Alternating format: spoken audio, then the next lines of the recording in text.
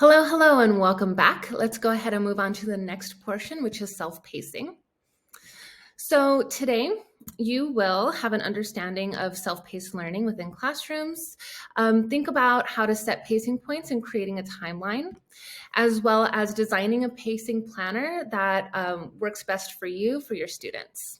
So for self-pacing, this is an additional inclusive teaching approach that allows for flexibility for students to progress through the material and the learning content at their own pace. So this allows students to have more agency. It determines the speed at which they engage in the material and completing their assignments. So sometimes people are having an off day, you might be a little tired, maybe you know you're going to be busy the following week. So this allows students the ability to choose what they're working on and when within flexible deadlines. So again, flexibility, student agency, and choice, and helping to address all learning levels. And this last one, individualized support. Once you have a self-pacing tracker, then you're able to see what kind of support you can be providing, whether that's one-on-one, small group, for students that are really able to speed ahead, and also for students that need a little bit of that extra one-on-one. So what does this look like? So a self-paced classroom that is successful tends to be one where students have clearly communicated learning objectives, structured resources. Both of these we're building today on what you did in the previous unit on blended learning, and also ongoing support from teachers. And this is something that I think everybody here is already wonderful at. So this only helps you help them. So for pacing points and timeline, we have flexible timelines as well as a firm end by date. I'll show you a couple examples here. So what I like to do is start with a big picture and then fill in detail. I'm a visual person, so having a calendar is really helpful for me to plan out, as well as for students to be able to access and understand. So I begin with a start by and an end date. So here we have the start of the unit. For the exams, we have the end of the unit right here. And then think about how many core content bites do you have? For this particular class, I'm going by objectives. So for this one, there's 12 objectives total, and I've paced them out here according to class day.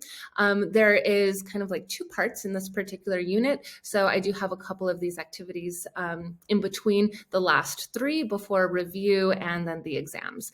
I personally always like to have 1 or 2 review days before, just to make sure that students get additional practice and just that content reinforcement, and to make sure that if there's any lingering questions, those are answered before the exam. So think about the average amount of time it would take a student to go through some of these objectives, and then that's how you pace that out. And then in terms of needing more time or repetition, this is a discussion day, and this is like a writing workshop day. So those are also sprinkled in to help reinforce some of the content as well as the skills that are needed for this class. And finally, accountability. So we have flexible and firm pacing points. Flexible pacing points are all these due dates, whereas a firm pacing point is this little star. So they must have up to 2.7 completed by this date. And then also they must have everything completed by the exam. Your students might need more firm pacing dates.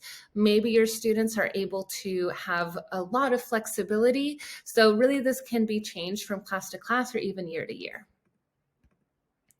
Then for the pacing tracker, this is visual progress monitoring.